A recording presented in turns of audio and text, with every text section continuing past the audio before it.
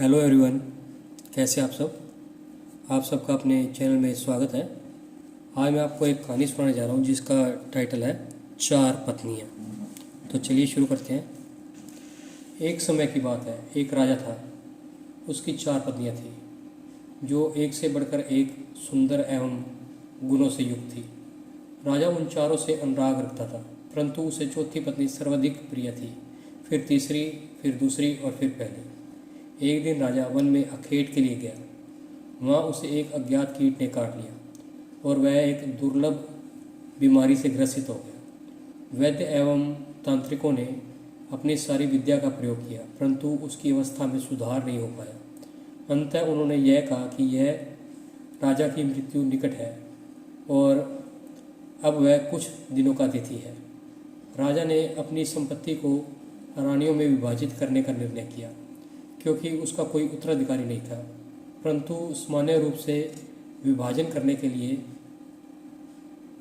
कौन सी रानी उसे कितना प्रेम करती है के आधार पर संपत्ति का बांटने का निर्णय लिया। उसने एक चतुर योजना बनाई और सभी रानियों को एक एक करके बुलाया। उसने कहा, मेरे जीवन के केवल 3 दिन शेष है। मैं तुम्हें एक रहस्य बताना चाहता हूँ। बहुत पहले मुझे एक साधु ने एक शक्तिशाली यंत्र दिया था जिससे मुझे स्वर्ग की प्राप्ति होगी यदि मैं साथ में एक और व्यक्ति को ले जाऊं, परंतु इससे पहले कि मैं स्वर्ग में प्रवेश करूं और हमें दारुण यात्रा सहन करनी होगी और नरक में 7 वर्ष व्यतीत करने होंगे। क्योंकि हम एक दूसरों से सर्वाधिक प्रेम करते हैं, इसलिए मैंने यह निश्चय किया है कि मैं तुम्हें अपने साथ आने का यह अवसर प्रदान करूं। उसने चौथी रानी से आरंभ किया, जो सबसे छोटी थी और जिससे वह सबसे अधिक प्रेम करता था। उन्होंने उससे पूछा, क्या तुम मरने के बाद मेरे साथ चलोगी? रानी को राजा की आसन मृत्यु पर पूर्ण विश्वास था और उसने भावना रहित स्वर में कहा, इसमें संदेह नहीं कि मैं आपसे प्रेम करती हूँ, परंतु प्रत्येक व्यक्ति को अपनी मृत्यु का स्वयं ही सामना करना होता है। मैं यहाँ ही रानी के रूप में रहना पसंद करूँगी। मुझे तो प्रेम एवं सत्कार की आदत है। मतलब चौथी पत्नी ने साफ मना कर दिया और चली गई। राजा को अपनी तीसरी पत्नी पर भी बहुत प्यार था और उसे उस पर गर्व भी था। उन्होंने उसे बुलाया और साथ में मरने का पूछा।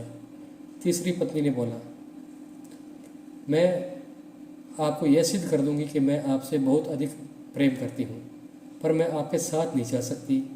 मुझे अपनी पूरी ज़िंदगी बहुत प्यारी है। राजा की दूसरी पत्नी हर मुश्किल समय में उनका साथ देती आ रही थी। राजा ने उससे भी साथ चलने का पूछा। दूसरी पत्नी ने कहा, माफ़ कीजिए महाराज, मैं इसमें आपकी कोई मदद नहीं कर सकती। मैं आपका अंतिम संस्कार जरूर करवा सकती हूँ और मैं उस वक्त तक आपके साथ रहूँगी। तभी एक आवाज़ आती है, मैं आपके साथ चलूँगी और जहाँ भी जाएंगे वहाँ जाऊँगी, भले ही वो मौत के बाद का सफ़र हो। राजा ने देखा, ये उसकी पहली पत्नी की आवाज़ थी। राजा अब शांति अनुभव करता है कि कोई तो है जो उसे बिना किसी अपेक्षा के प्रेम करता है, पर उन्होंने उस पर सबसे कम ध्यान दिया था। राजा बहुत शर्मिंदा महसूस हुआ। उन्होंने कहा, जब तक मैं जीवित था तुम्हारा ध्यान नहीं रखा और तुम ही मेरे साथ चलने के लिए तैयार हो, जबकि बाकी तीनों पत्नियों में से कोई भी तैयार नहीं। इस कहानी का भावार्थ हमें ये क्या सिखाती है? वास्तव में यह कथा आपकी, हमारी और प्रत्येक मनुष्य की कथा है। हर व्यक्ति की 4 पत्नियाँ होती हैं। चौथी पत्नी हमारा शरीर। हम इसे खूब सजाते हैं, गहने पहनाते हैं, अच्छे कपड़े पहनाते हैं, पर आखिर में ये हमारा साथ छोड़ देता है। हमारी तीसरी पत्नी होती है हमारी धन संपत्ति। हम जीवन का बहुत सारा समय घर के साजो सामान भरने में लगा देते हैं, वो भी हमारे साथ नहीं चल सकता। दूसरी पत्नी है हमारा परिवार और हमारे दोस्त।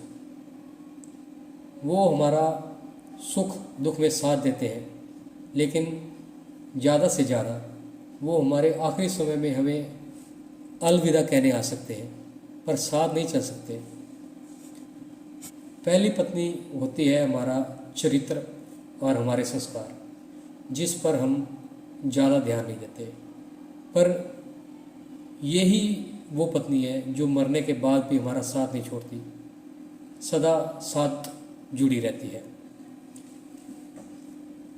तो आपको इससे क्या शिक्षा मिली, हमें कमेंट कीजिए, और वीडियो अगर पसंद आई है तो लाइक कीजिए, शेयर कीजिए और चैनल को सब्सक्राइब कीजिए। बेल वाला बटन ज़रूर दबा दें ताकि हम ऐसी कोई और वीडियो डालें तो उसकी नोटिफिकेशन आपको मिल जाए।